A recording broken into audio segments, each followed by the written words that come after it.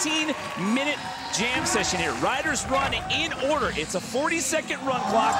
It's your best 2-run scores total together that'll hopefully get you X Games gold. And the best possible run score you can get is a 50, as we started off with Pat Casey. Pat Casey with a bar spin to tail whip off that. Out of the bowl, onto the bank. This kid can rip it up. He came out of that tunnel jump with a big decade 360 to start his run off with a big bang.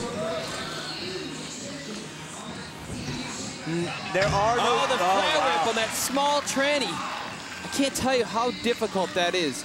Double downside whip using the love seat there. Hand plant on the plexiglass. One of the younger riders, but by no means a rookie. This isn't his first X Games. There is not a rookie in this field of 6. And he was our bubble guy. Remember, he didn't win it out of his heat.